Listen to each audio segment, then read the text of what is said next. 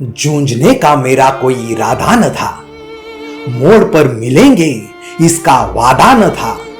रास्ता रोक कर खड़ी हो गई, ये लगा जिंदगी से बड़ी हो गई। मौत जिंदगी से बड़ी कैसे हो सकती है? मौत की उम्र क्या, 2 पल भी नहीं। जिंदगी सिलसिला आज कल की नहीं।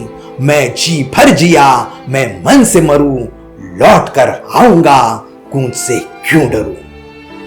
तू दबे पाव चोरी छिपे से न आ, सामने वार कर फिर मुझे आजमा।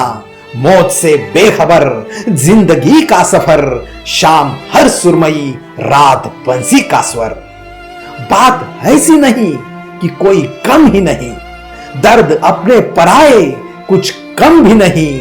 प्यार इतना परायों से मुझको मिला, ना अपनों से बाकी है कोई गिला। हर चुनौती से 2 हाथ मैंने किए, आंधियों में जलाए हैं बुझते दिए। रास्ता रोक कर खड़ी हो गई, ये लगा जिंदगी से बड़ी हो गई। मौत जिंदगी से बड़ी कैसे हो सकती है? माननीय अटल बिहारी वाजपेयी जी का जन्म ग्वालियर में शिंदे की छावनी में ब्राह्म मुहूर्त पर 25 दिसंबर 1924 को हुआ। अटल जी दुनिया के उन बुद्धिवर लोगों में होंगे जिनके बोलने में, लिखने में, कहने में कोई अंतर ढूंढना मुश्किल था। उनकी कलम निर्भीक और बेबाक इसलिए भी थी कि उनके अंदर राष्ट्रभक्ति कूट कर भरी हुई थी। इसी राष्ट्रभक्ति के चलते पोखरण में जब वो न्यूक्लियर टेस्ट करते हैं तो वो बतौर राजनेता हमें ताज्जुब में डाल देते हैं। अटल जी उस वक्त भी हैरान करते हैं जब एक वोट से वो अपनी सरकार गिर जाने देते हैं। ये कहकर कि पार्टी तोड़कर अनुचित गठबंधन करके अगर सत्ता हाथ में आती है तो मैं ऐसी सत्ता को चिमटे से भी छूना पसंद नहीं करूंगा। उस वक्त उनका आदर्शवाद हमें आश्चर्य में डाल देता है। अटल बिहारी वाजपेयी जी के जीवन के ऐसे अनेकों किस्से हैं जिन्हें 5 मिनट के एपिसोड में समेटना मुश्किल है। इसीलिए आज मैं आपसे सिर्फ उनकी कविताओं के बारे में बात करूंगा। नमस्कार दोस्तों, अटल जी के कविताओं के पहले एपिसोड में मैं महेश कुराड़े आपका स्वागत करता हूं। बात है 1994 के यूएन अधिवेशन की। इसी अधिवेशन में पाकिस्तानी प्रवक्ता ने कहा था कि कश्मीर के बिना पाकिस्तान अधूरा है। इसके जवाब में अटल जी ने कहा कि ठीक है, लेकिन आप ये नहीं जानते कि पाकिस्तान के बिना तो हिंदुस्तान भी अधूरा है। उनकी बातों से हमें पता चलता है कि उनकी मन में हमेशा बंटवारे का दर्द सलता रहा। 15 अगस्त 1947 के आधी रात को आजादी के साथ ही अंग्रेजों ने एक घर के 2 चूल्हे कर दिए। भारत 2 भागों में बंट गया। विश्व मानचित्र पर भारत से निकला नया देश था पाकिस्तान। बंटवारे से पहले का भारत कितना बड़ा था, लेकिन एक पल में उसमें दरार पड़ गई। वो भी बस उन 2 बेटों के कारण जिन्होंने अपनी कुर्सी को अपनी मां से ऊपर समझा। इसी सत्ता की चाह ने बंटवारे की राह बना दी। मोहम्मद अली जिन्ना अपनी जिंदगी का सबसे बड़ा मुकदमा जीत गए।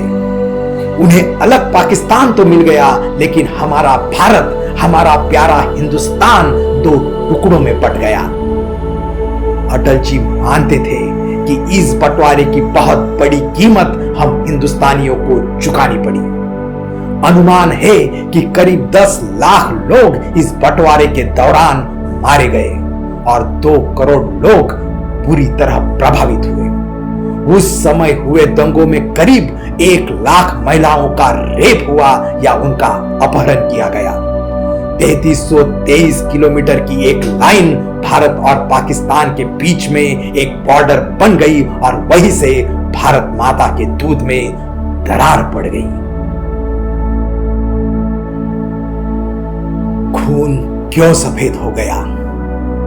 भेद में अभेद खो गया, बढ़ गए शहीद, गीत कट गए, कलेजे में कटार दड़ गई, दूध में दरार पड़ गई। खेतों में बारूदी गंध, टूट गए नानक के छंद, सतलुज सहम उठी, व्यथित सी बिदत सा है, बसंत में बहार झड़ गई, दूध में दरार पड़ गई।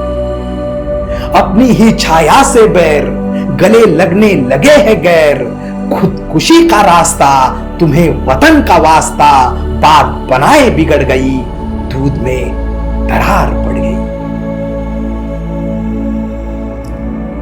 बंटवारे के बाद कई बार इस आजाद भारत को मंदिर मस्जिद के नाम पर बांटने की साजिश रची गई, लेकिन उसी वक्त अटल जी ने याद दिलाया कि हम सब एक हैं। हमारे धर्म अलग हो सकते हैं, हमारा इतिहास नहीं, हमारे पूर्वज नहीं।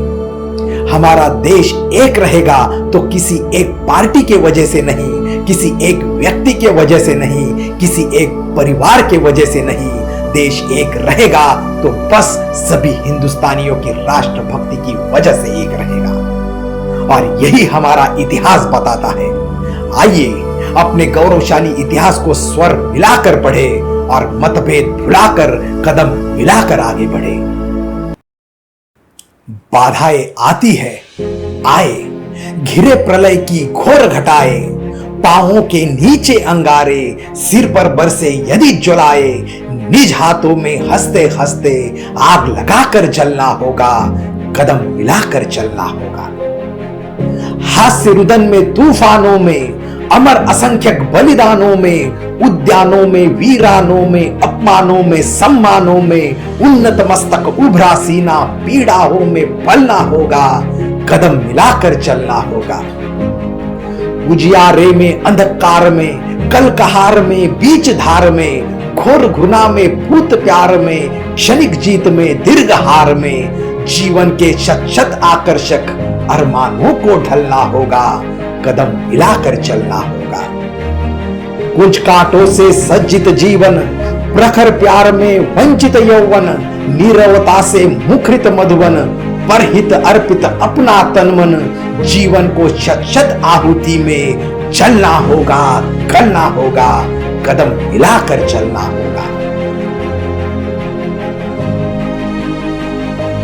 अटल बिहारी वाजपेयी जी अपने राष्ट्र के प्रति इतने संवेदनशील थे कि वो भारतवर्ष को जमीन का टुकड़ा या नक्शे पर खींची हुई कोई लकीर नहीं, एक जीता जागता राष्ट्र पुरुष मानते थे।